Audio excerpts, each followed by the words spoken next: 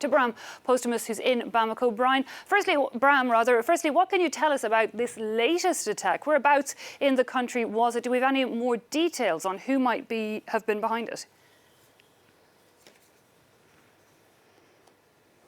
It's in the same region where the other attacks took place. It's in the Mopti area, the Mopti region, central Mali.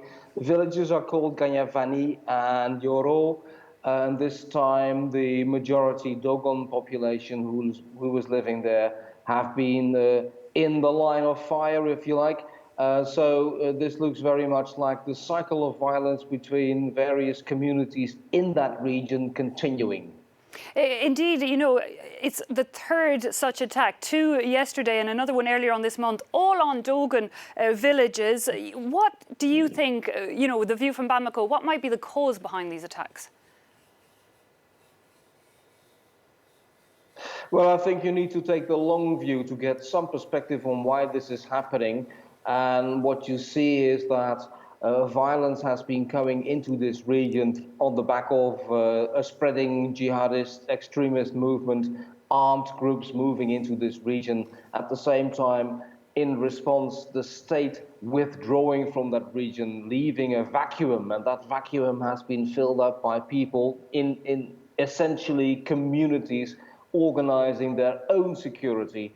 And as has been analyzed many times, is that once communities start organizing their own security, they tend to do this against other communities. So this might explain the communitarian aspect of this violence.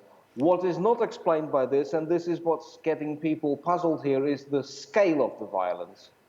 Indeed, you mentioned there a vacuum, the government security forces, leaving it to other groups to take control. But we're hearing from Bamako that they, will readdress the security situation. But does the state have the means to do so? We've been here many times before that the state issuing strong-worded statements saying that we will restore security. On their own, unfortunately, they lack the capacity to do this. So what's needed is a kind of a collaborative effort with foreign forces, thousands of whom are present in the country. Some of them have a mandate, especially the UN peacekeeping force has an absolute mandate to secure the security of citizens. This is not happening either.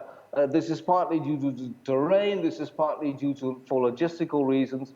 And what's happening here in Bamako, certainly in response to that, and a logical response, is a huge amount of suspicion against foreign presence, because people are wondering, listen, you're here to assure our security. If you cannot do this, why are you here?